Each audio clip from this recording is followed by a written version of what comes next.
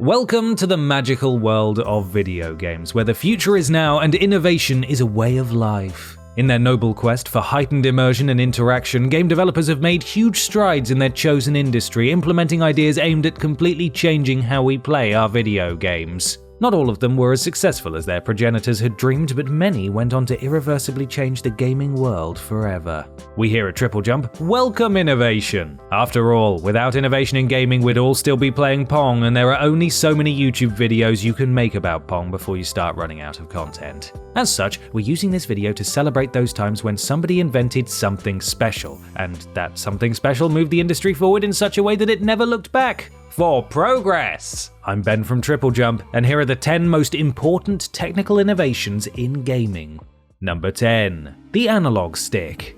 Did you know that in historical times, game controllers only had 4 directions? That's right, after a busy day of riding their penny farthing, witnessing the fall of the Holy Roman Empire and keeping an eye out for pterodactyls, old-timey gamers would sit down for a spot of gaming with a controller whose D-pad resembled a cross. Games were simpler back then, so this was all that was really needed. Everyone was happy. But technology marches on, and more freedom of control was required. It was time for an upgrade. Analog sticks use science and technology to be able to detect the stick's exact position at all times, picking up the player's inputs in minute detail and giving them complete control of their in-game avatar's movements. Early analog joysticks include the ones found on Sega's Space Harrier arcade machine, but precise 360-degree movement didn't really reach the average bedroom until the 1996 release of the N64. While the N64's controller stick was digital rather than analog, it started a new wave of advanced console controllers. Sega brought out an analog stick for Nights into Dreams a month later, and Sony unleashed the first ever dual analog stick controller a year after that. Suddenly, the way we physically played games changed for the better forever. Just don't mention stick drift.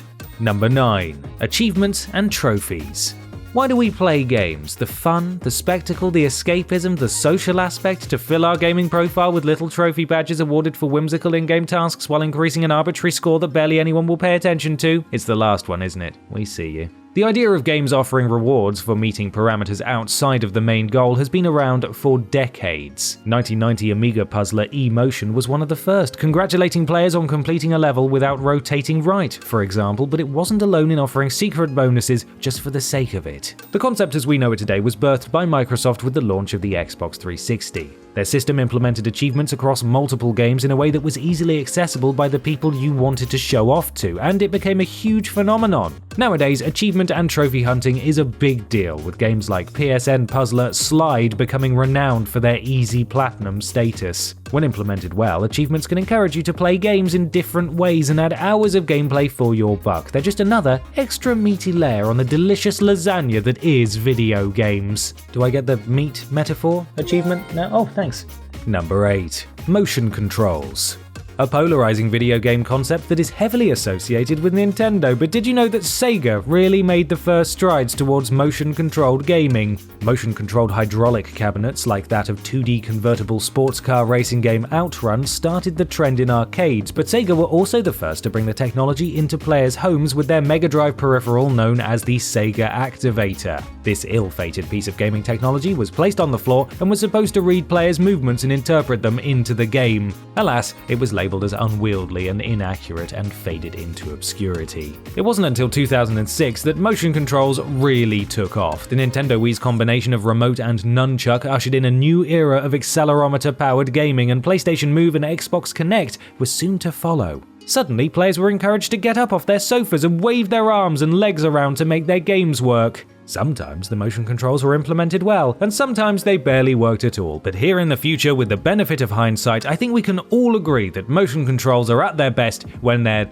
well, optional. Number 7. Virtual reality.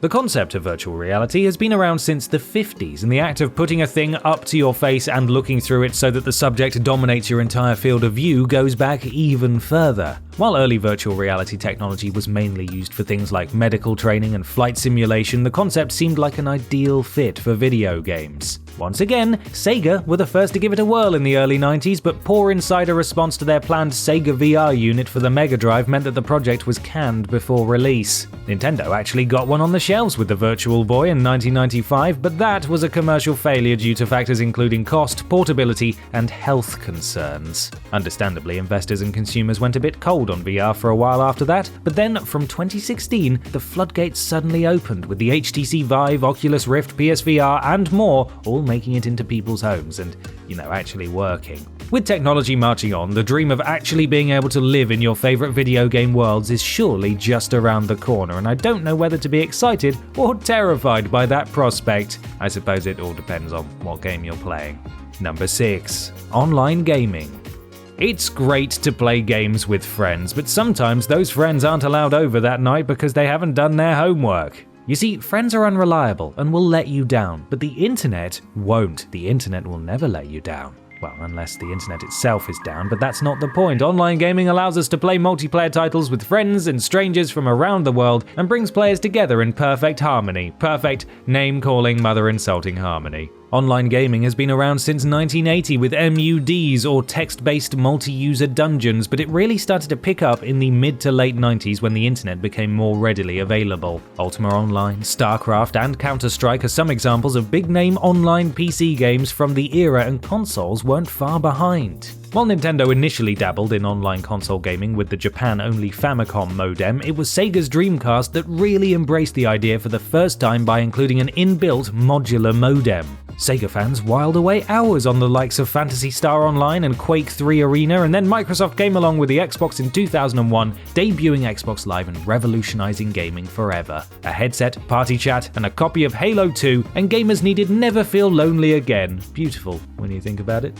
Number 5. Cross-platform gaming.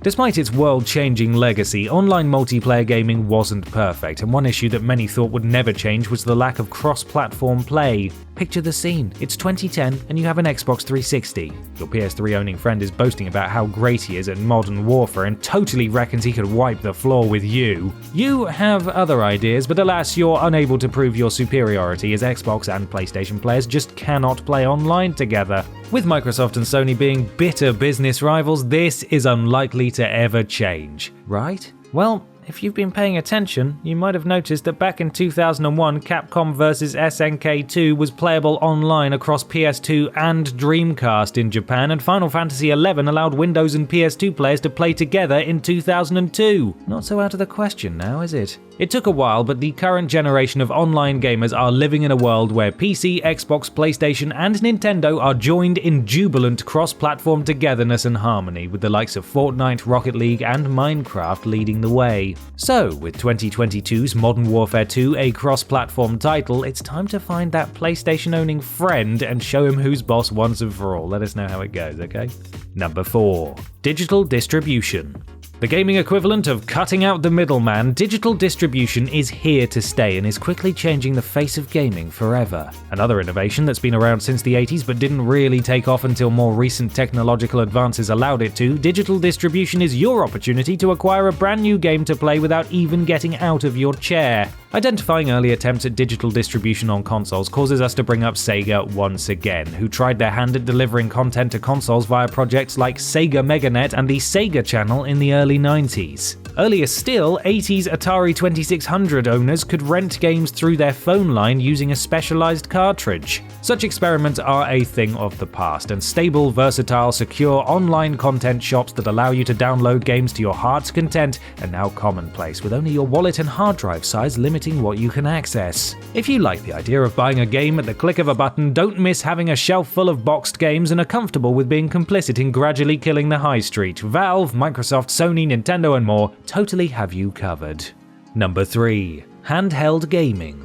For a full gaming experience, you need a console or PC, a controller, screen, and speakers. Imagine though, if all of those things were smushed down into a device that you could hold in the palm of your hand. Well, dear viewer, you've just imagined yourself the concept of handheld gaming. Like many of the other concepts on this list, it's been around for a while, but for the idea to really grow and shine, it needed a certain level of technological advancement. The first handheld electronic game was Mattel's Auto Race, released back in 1976, but this was just the tip of the portable iceberg. It was Nintendo who really nailed handheld gaming. In 1989, they released the Game Boy, and it took the world by storm. Along with its contemporaries like the Game Gear and the Atari Lynx and its eventual progeny, the DS and PSP, handheld consoles have enabled players to enjoy the wonders of video games while in the back garden, on a bus, on a boat, or even on the beach. As long as you had the batteries, that is. Sadly, putting the hybrid capabilities of the Switch aside, handheld gaming is in a bit of a trough currently. Unless you count mobile gaming, that is, which we don't.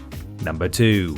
Memory cards. Come back with us, if you will, to a time before memory cards, a time where if you wanted to see the ending to a game, you had to play it all the way through in a single sitting. Arcade games would save high scores, but if you wanted to pick up where you left off in, say, Lemmings, you'd better get used to having a notepad full of passwords, that or leave your system on overnight, and that's bad for the planet. Of course, many cartridge-based games did have saved game capabilities built into them using battery-backed RAM, but this was the exception rather than the rule, and when discs became the format for gaming, another solution had to be found. SNK's Neo Geo was the first console to offer a removable memory card feature, with the likes of the PS1, GameCube, and Dreamcast, complete with cute little interactive screens, following soon after. Of course, nowadays we're used to our consoles having built-in storage with their newfangled internal hard drives, but without the humble memory card, 150-hour PS1 epics like Dragon Quest VII would have been impossible pipe dreams. Thanks for the memories, memory cards.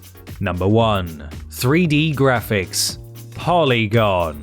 No, it's not the cry you utter when you come home to find your parrot is missing. It's the building block for 3D graphics and represents one of the most important innovations the gaming industry has ever seen. Don't get us wrong, 2D graphics can be great, whether in beautiful old-school gems or modern masterpieces, but nothing immerses you in a world quite like being able to explore a full 3D environment. Life isn't 2D, and thanks to polygons, neither are games. The world's first 3D animation appeared way back in the 1976 sci-fi movie Future World. Then Atari's Battlezone paved the way for 3D gaming in arcades in 1980, using vector-based 3D graphics from a first-person perspective for the first time. Nintendo started bringing pseudo-3D graphics into the home with the likes of the 3D Battles of World Runner on the NES, but really brought 3D console gaming into the public eye with Star Fox in 1993. Each 3D model in Star Fox contains a relatively low number of polygons compared to today's super advanced 3D models that feature tens of thousands of the blighters. A warning though, with all this advanced 3D gaming around, we should be careful not to let 2D gaming die. Sometimes you just don't know what you've got till it's polygon.